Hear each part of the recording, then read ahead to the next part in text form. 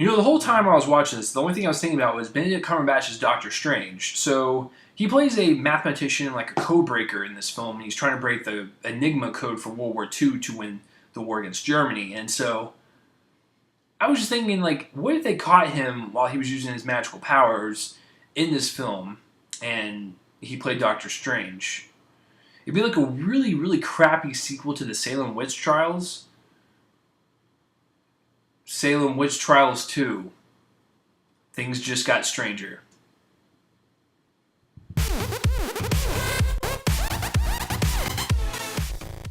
Alright, you'll have to excuse me on that intro. That was terrible. Welcome to our reviews. I'm Chase Lee, and I'm here to review The Imitation Game. This is directed by Morton Tildum, and it stars Benedict Cumberbatch. And I don't know what that was. I was trying to sound like him, but I don't have a deep enough voice for it because my balls have not dropped yet. It also stars Keira Knightley, Matthew Goode, and Mark Strong. This movie is about Alan Turing, who basically created the first blueprints to the very first computer ever made, and he was a code breaker trying to break the code of Enigma in World War II to win against Germany. So let's break into this. You see what I did there? Alright, let's break this movie down. So, the directing. It's a very, very solid directed movie. I think it's very paint by numbers biopic. We see Alan Turing as a kid in some scenes, and we see him what we're watching now, and then we see the future, and it's intertwined and stuff. And I thought the consistency with showing those different aspects of time were fine. And like I said, it's very paint by numbers biopic. Like we see we see him start to work on the Enigma, and then we see him crack it, and then we see him create the computer, and then all this other stuff. And the movie ends like a basic biopic, which is like the last scene happens, and then the next scene happens. It's completely silent. There's music playing, and then there's words describing like the future of all these characters. Yeah, a lot of movies do that. It was fine, but like I had to point that out. Like most biopics do that. It's a very solid movie, though, with terrific performances. And what I liked about the directing was he really made us see that Alan Turing, even though he was a smart guy, that he was still human just like all of us. And he had so much emotion behind him. Even though we didn't really see it until the very end, I thought it was handled very, very well. And I love the way this movie was like a very intense thriller at some points, and suspense was going, and then there were some parts that were wisecracking and very funny, and it was just a nice blend of everything. I thought that worked really well. So the direction is very, very solid for this movie. The performances, the acting is very, very fantastic. It is terrific performances all around. I have no complaints on anyone. Benedict Cumberbatch, this is the best thing I've ever seen him in. Not even lying. He brings such intensity to this character with his brain and his wit at the very beginning, and then you see him break down towards the end, and you can't help but feel sorry for him. Like it was heartbreaking to watch, and he completely sold me on his character and his performance, especially at the last 10 minutes. It was ridiculous. Keira Knightley does a fantastic job. I always like her. She's never like she's bad in anything. She was in the Pirates movies. Let's give her some break. She was fine. She's not terrible by any means. Matthew Goode, it's a surprise. I haven't really seen him in anything good since Watchmen. I liked Watchmen.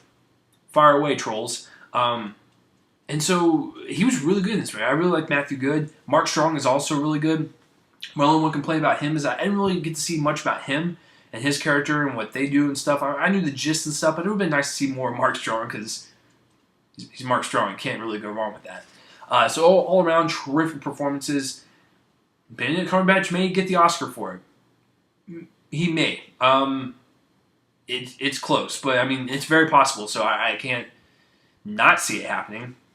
Cinematography is very beautiful. It's shot during the World War II era, which is one of my favorite eras of film. It's like right behind. It's slightly above World War I. I love anything World War related, and I thought the costumes were great. I thought they shot it really well. The locations were nice. It's just a really well shot movie. Like there's really no complaints about the way it was shot. It's a very good looking film. Editing wise, this movie is like 10 minutes less than 2 hours, so it's about 2 hours when you tack on the commercials and stuff. I didn't feel it drag. Because like I said in the beginning, the direction in this to take it like as a suspense thriller in some parts, it really kept me on my the edge of my seat.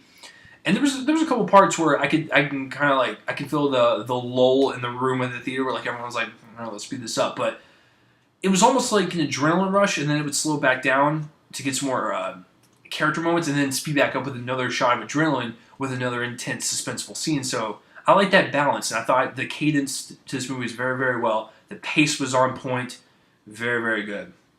This is a very solid movie. But unfortunately, it's not going to make it in my top 10. It's just, this year is way too competitive. And I've seen at least 10 movies before this movie that I liked more. Just being honest. But I really enjoyed this one for what it is. I'm going to give it a 7.5 out of 10. I was thinking about giving it an 8, but I was like, it's a little too high. 7 was a little too low. I'll do 7.5 out of 10. It's very, very solid. Damn good movie. I'll just put it that way. It's a damn good movie. So if you like Benedict Cumberbatch, go see it. It's not my pick to win the Oscars, but I'm pretty sure the Academy is going to pick this as Best Picture. I have no complaints. Can't argue against it. I mean, I can, but I mean, like, if they pick it, I'm not going to be angry. Let's just put it that way. So 7.5 out of 10 for The Imitation Game. Have you seen The Imitation Game? It opens Christmas Day, and if you've seen it early, let me know. Comment in the place to rub on my face to let me know. And as always, thanks for watching more reviews. I'm Chase Lee, and tune in next time for whatever I have to review next. See you guys later.